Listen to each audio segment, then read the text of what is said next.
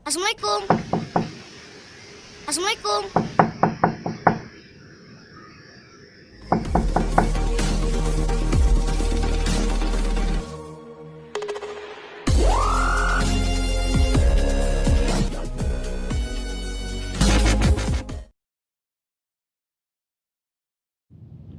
Assalamualaikum warahmatullahi wabarakatuh. Baik, di kesempatan kali ini dalam mata pelajaran pendidikan jasmani olahraga dan kesehatan, kita akan membahas tentang bab yang pertama, yaitu tentang permainan bola besar. Nanti lebih lanjut akan kita bahas materinya. Sebelumnya ingin saya perlu memperkenalkan diri. Nama saya Giandri Hartoto, lebih sering dipanggil Pak Gian.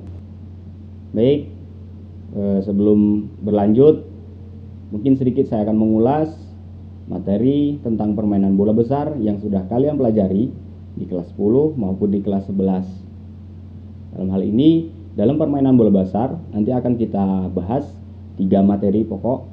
Yang pertama, permainan sepak bola, kemudian yang kedua, permainan bola voli, dan yang ketiga, permainan bola basket.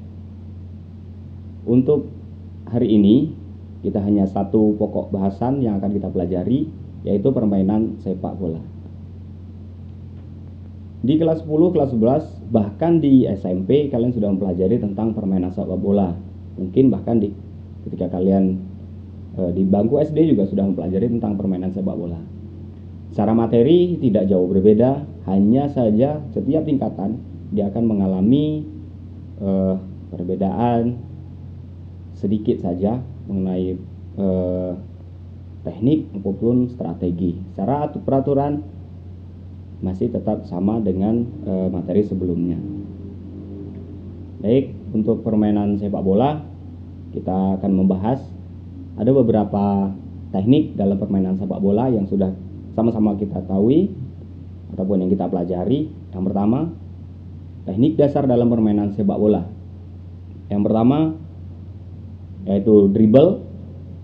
Apa itu dribble? Atau menggiring bola.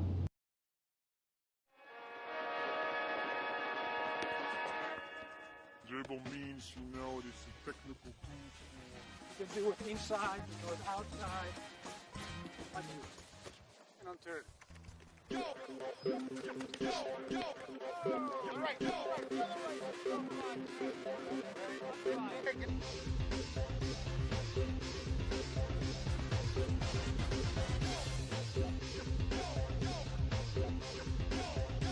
you know, dribbling is only the basic stuff. Dribbling is, you know, you need to control the ball, you know, in front of your body. Not behind you, but you cannot dribble. It's in front of you. Especially like this. This is in front because... Yang kedua, ada passing. Apa itu passing? Passing itu mengumpan bola. The best thing to do in passing is, okay, pass the ball receiving, pass the ball with the right pace. You know, not too soft, you know, play the ball hard because you can control the ball. Several, he received it inside foot like this. Inside foot is the most of the time a secure ball. You know that you always have the ball and you keep the ball. And when you want give a long ball, it's the most of the time you are with your shoelace, with this part. The defenders or a cross ball over there from left, from shoelace, straight ball.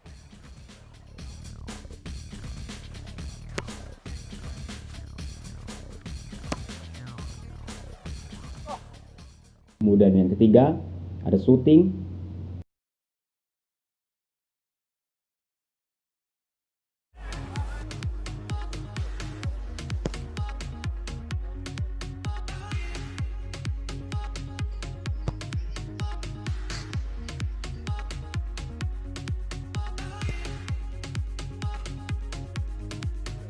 Вращение мяча в полете. При этом достигается эффект наклбола, когда мяч как бы плавает. Подъема, то есть вот этой частью голеностопа, это самая жесткая его часть кости. Также старайтесь максимально напрягать мышцы голеностопа бьющей ноги, чтобы во время контакта с мячом он был полностью выпрямлен и не болтался. Kemudian yang keempat ada heading. Kemudian ada variasi. Yang kelima ada namanya keeping. Kemudian ada tackling.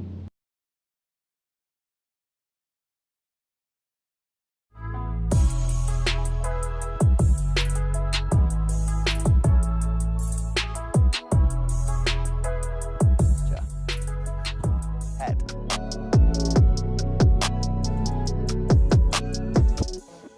When you do see a ball flying towards your face, it is tempting to close them. But if you can keep them open, give yourself the best chance of winning the header with a clean.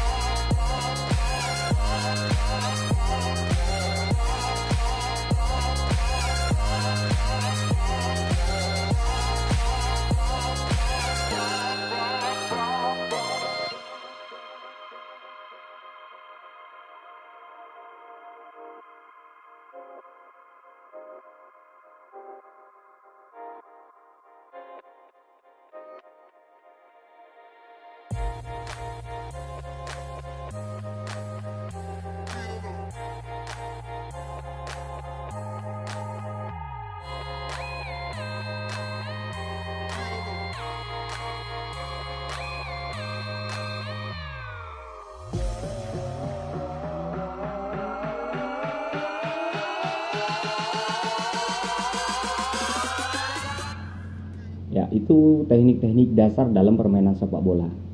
Dan untuk di kelas 12 ini, teknik dasar tidak kita ulas secara keseluruhan, hanya sedikit saja kita ulas. Karena apa? Di kelas 12 kita akan mempelajari lebih dalam lagi sesuai tingkatan, yaitu mengenai kombinasi strategi dalam permainan sepak bola. Ya.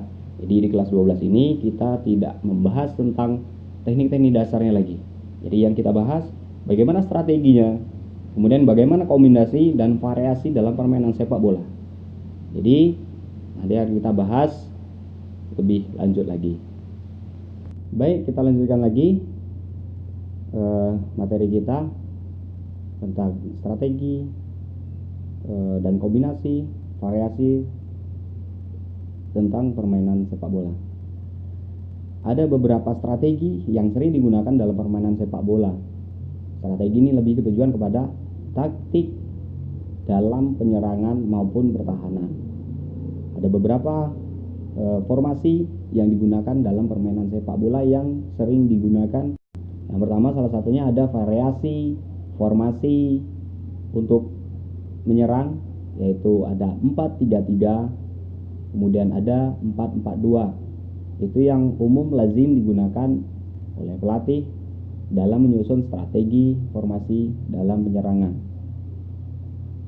Untuk strategi bertahan, biasanya pelatih akan memperbanyak pemain di lini belakang.